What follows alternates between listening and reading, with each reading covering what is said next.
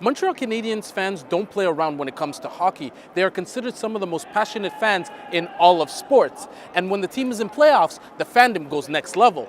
But when things don't go well or they don't win a game, do they go too far with the attacks on players? I think it's one of the toughest markets to play hockey in, but I think the fans are just passionate, and I don't think we take it too far. It's all love, baby. It's definitely passion. I mean, you can voice your opinions and that, but when it comes to a point where it's affecting him and his family, sometimes it goes too far. You know, it's just the city's very passionate. Sometimes we don't mean what we say 100%. And honestly, it went too far with the threats and all that.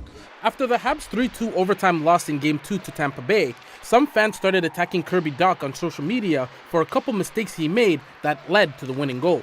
One comment said he's as good as an orange cone on the road, and there were worse comments. It got so bad that Dach and his wife deactivated their Instagram accounts. There's a failure to separate the person from the player, right? So he and his wife are entitled to their personal lives. For it to get to the point where even his wife had to deactivate her account, to me is an indication that there's been a failure to respect that boundary. Psychologists say fans tend to cross the line when their social identity gets attached to a team. We're happy to back them when they're winning, but when they're losing, we want to reverse course and we don't want to be associated with the loser. So that in that way, that cutting off of reflected failure is a way of preserving one's self-esteem. Habs players are rallying behind their teammate. We don't think at all that for 1 second that it's his fault, and we're super pumped to have him in the lineup, and we like what he brings. Je comprends que les gens sont passionnés, sont fiers, mais c'est tout ça.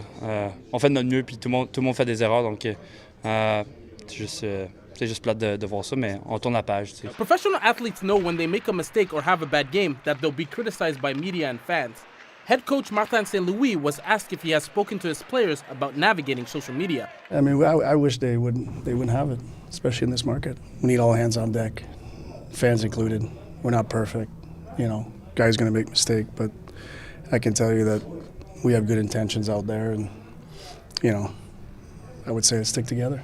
As Montreal continues their playoff run, and with a bright future ahead, some players are reminding fans that they are only human and will make mistakes, but they share a common goal, wanting to bring the Stanley Cup back to the city of Montreal.